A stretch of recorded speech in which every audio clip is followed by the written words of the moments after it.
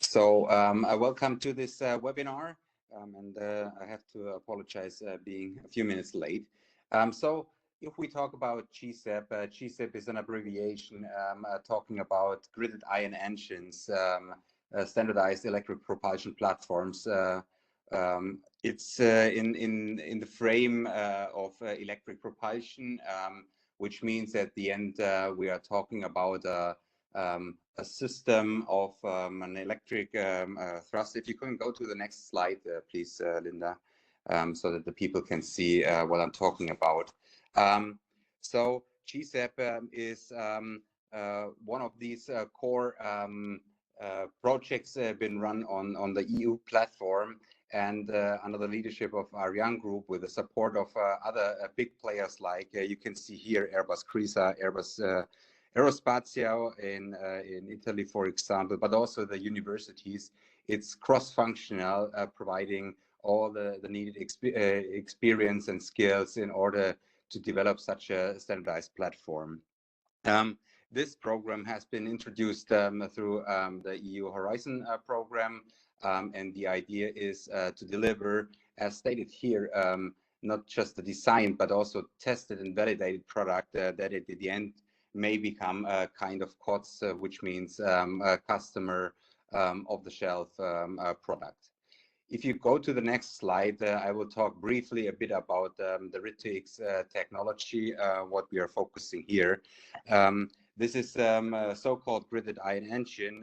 It's simply working in a mode that xenon gas is injected into a kind of a bowl. You have to think about a bowl, and then plasma is being generated by using RF power, so that the ions can be extracted through two small two grids with a small distance in between. And at the end, we have the so-called neutralizer, so that there is no impact to the system from these ions to be expected. This is in general the operating principle. The biggest advantage of electric propulsion in space applications is when we are talking about the so-called ISP, which is basically a ratio of how much fuel consumed compared to the thrust and performance being produced. And the electric thrusters make use of electricity being generated through solar panels, so that there's just a reduced amount and mass of xenon to be transported compared to the heritage chemical propulsion systems that have been used in space for decades in the meantime. So when we are talking about such complex programs, if you go to the next slide, please, we are always, as Vanessa stated, are interested in working together with SMEs, small medium entities, because they provide us a few of the biggest advantages, and sometimes these huge companies like ArianeGroup, like Airbus, are limited in being really agile in accelerating decisions, bringing in fast innovation approaches, and that is where we really see the beneficials from SMEs that can be used in order to make such complex projects working. So that means on the next slide, I've pulled together what are the advantages and what SMEs should consider in their choice of contributing to such complex European programs. You need to stay focused on specific topics, which means it's not something generalized, because you even provide some key skills, competencies that can be used. Another one is about flexibility and dynamics. This is where I already mentioned the SMEs really provide the right setup, supporting or maybe also filling gaps that are sometimes visible in bigger companies. The third bullet is about this agility. Smaller entities typically provide horizontal decision-making processes that are highly appreciated as we are talking about really providing innovation, fast decision-making in these topics. So at the end, it's for me a bundle of competences that will be brought by these SMEs in order to support such programs.